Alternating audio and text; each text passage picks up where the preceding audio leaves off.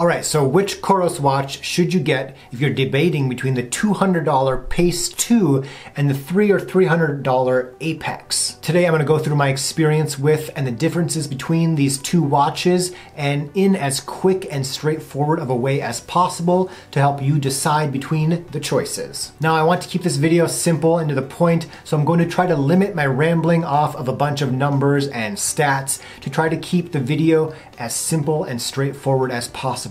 Thank you to Coros for sending me the Apex to test out. This isn't sponsored by them in any way, but I do appreciate them being willing to work with me. So I've owned the Pace for over a year now. I ran a sub-3 road marathon and a 75-mile trail FKT with it. I actually originally purchased it because I knew I was going to do this trail FKT and I needed a GPS watch with more battery life. And I definitely debated between the Pace and the Apex. So I suppose the big question that I'll wrap up with at the end of the video is, have I regretted my purchase of the Pace since I've been able to test out the Apex for a couple months now? So first off, let's go through some of the differences between the two different models. Even a year later, I believe the Pace is still the lightest GPS watch available at 29 grams.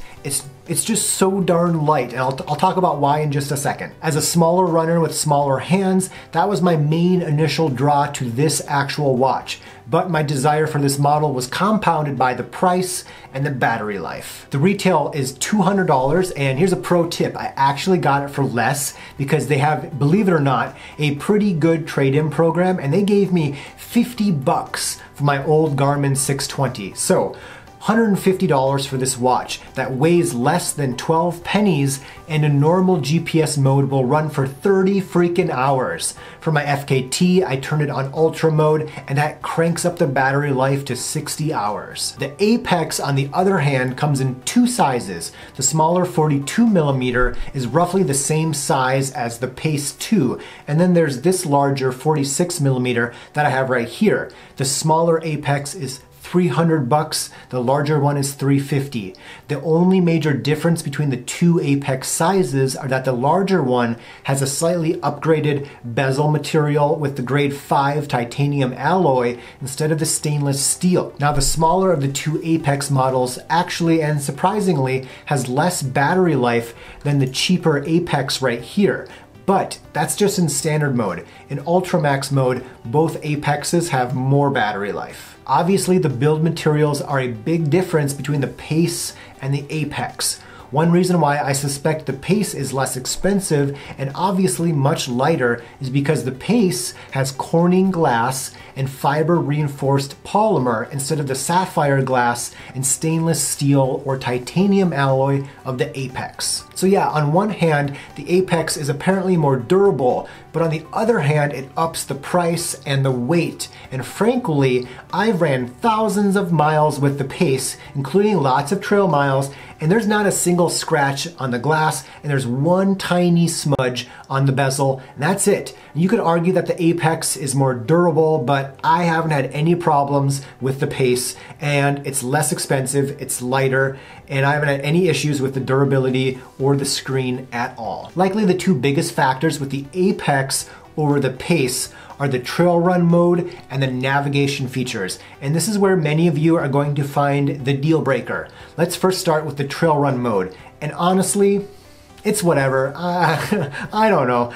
I did a few trail runs wearing both watches, and the Apex in trail run mode with the Pace in normal run mode, and the distance was off by 1%. The Apex uses 3D distance which takes into account the elevation gain to calibrate the distance compared to the 2D distance with the Pace, and they ended up being basically the same. It was kind of neat to see the current grade of the hill I was climbing and whatnot, but honestly, I don't know, whatever. It wasn't that big of a deal for me. Now, speaking of trail run mode, for some reason, it just seems totally absurd to me that the Pace here lacks mountain climbing, skiing, snowboarding. As of filming this video, it also lacks hiking. However, Coros said it is adding that walk feature soon. So, you know, I'm not into winter sports unless you count running in the winter. So Not having the winter activities doesn't mean anything to me,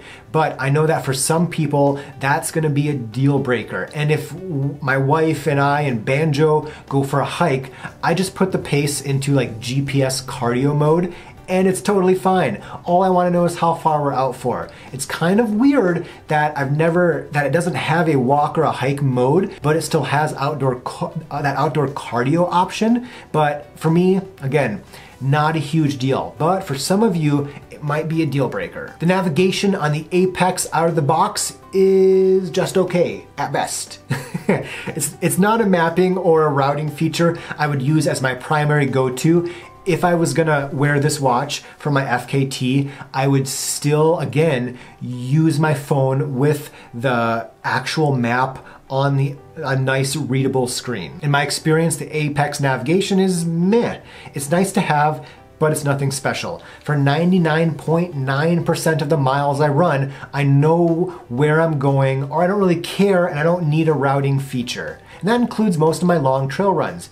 Even if I was gonna go back and do my Trail Ultra, literally the only time I would probably have ever actually needed or used the navigation, it would have been nice, but that's a single run, and if that's worth an extra $100, $150 for you, and for some of you it might, then it's worth it for you. So there we have the major differences, and when it comes to most things, it's not simply better or worse, it's just different. I'm generally a pretty cheap guy, except for when it comes to how much maple syrup I put on my pancakes. I go all in with that. The features that come together for this Apex versus the Pace, it's an obvious choice for me, and I don't regret buying the Pace 2 at all. If you don't care about spending $100, $350 on a GPS, and you don't want the smallest, lightest, most minimal option available, and bless your soul, you need more than 60 hours of GPS tracking, obviously go with the Apex or even one of the more expensive Coros watches. However, in my case, like I've said, I never really wanted or needed something more expensive. I wanted the lightest, most minimal profile on my watch. And I'm totally fine with normal run mode or GPS cardio mode for those walking or run trail features. I don't think the Apex navigation is anything to get too excited about, and in my case, I've not needed any heavier materials for the durability because this thing is holding up just fine.